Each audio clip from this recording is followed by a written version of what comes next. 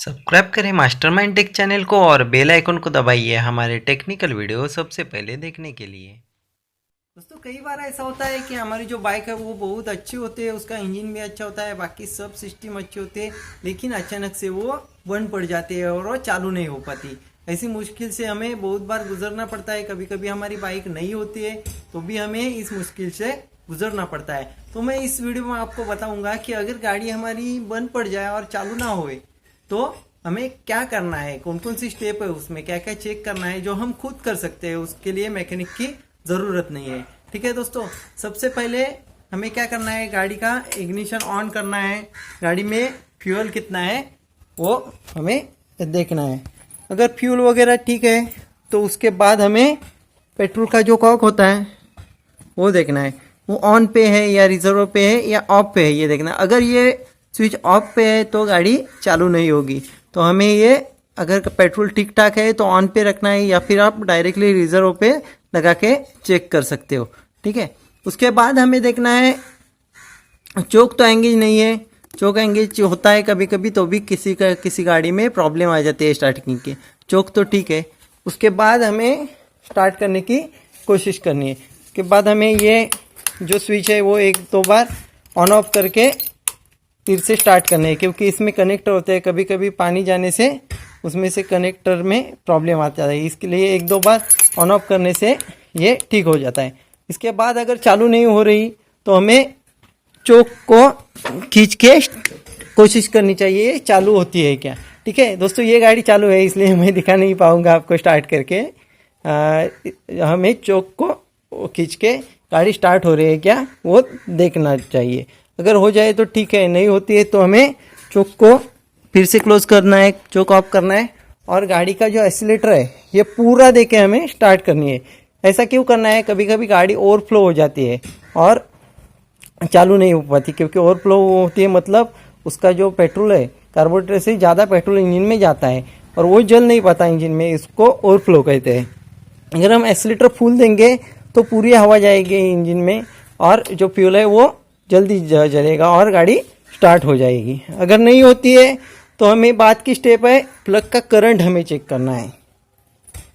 दोस्तों ये देखो, इधर प्लग कैप होती है, वो प्लग कैप हमें निकलनी है और एक स्क्रू ड्राइवर वगैरह लेके हमें करंट आ रहा है क्या चेक करना है।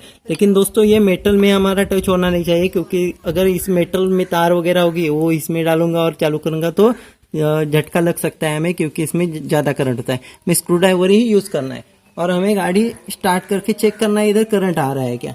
इधर मैं आपको दिखाऊंगा करंट कैसे आता है।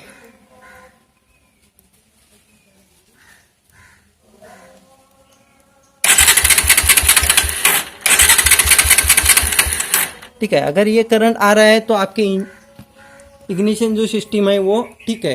इसके बाद हमारा प्लग भी शॉर्ट हो सकता है, इसलिए हमें प्लग को निकालना है और प्लग को निकाल के हमें चेक करना है। अभी मैं आपका टाइम ज़्यादा नहीं लूँगा, ये प्लग निकालने में मैं टाइम वेस्ट नहीं करूँगा। मेरे पास दूसरा प्लग है वो मैं लगा के दिखाऊँगा आपको। यही प्लग निकाल के ऐसा हमें अर्थिंग देनी है उसको और चेक करना है प्लग में जो इधर करंट है वो इधर ठीक तरह से आ रहा है क्या। ये देखो झटका लगता है दोस्तों, संभाल के इसको करना है, थोड़ा सा लगता है, ज़्यादा नहीं लगता। इधर रख के हमें ऐसा चेक करना है। अगर करंट सही सही आ रहा है, इसी पॉइंट पे आ रहा है, इसी पॉइंट पे करंट आना चाहिए, इन दोनों पॉइंट के बीच से करंट आ रहा है तो हमारा प्लग भी ठीक है। अगर ठीक नहीं है तो प्लग बदल के हम गाड़ी चालू कर सकते हैं।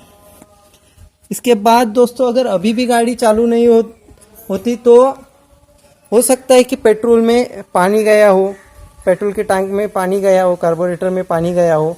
तो पानी को कैसे निकालना है, इसकी एक इजी स्टेप है वो मैं आपको बताऊंगा।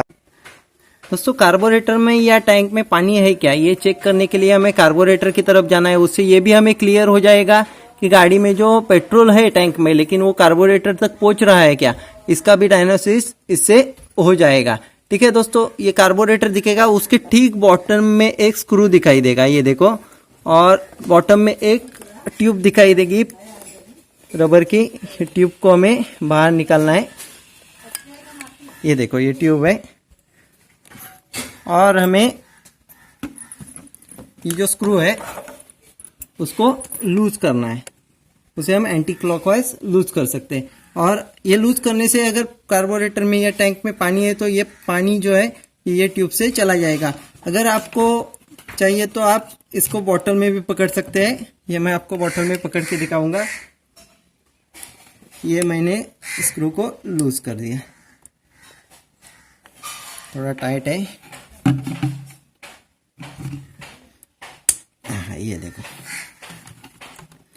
ये आपको धीरे धीरे लूज करना है।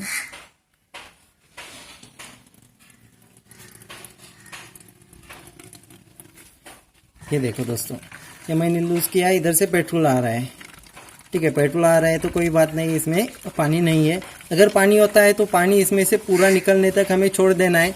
जब पेट्रोल आए तब हमें ये स्क्रू है ये पूरा टाइट कर देना है। इससे दोनों चीज़ों का पता चलता है कि पेट्रोल में पानी है क्या है, तो वो हम निकाल भी सकते हैं इधर से कार्बोरेटर बिना खोले। और दूसरा तो इधर से फ्यूल जो है वो कार्बोरेटर तक आ रहा है क्या। इसके बाद हमें ये नट जो है स्क्रू जो है ये पूरा टाइट कर देना है। ये देखो, अगर कार्बोरेटर में कचरा वगैरह है तो भी इससे निकल के आता है। ये जो ट्यूब है वो जिधर था उधर हमें रखना है।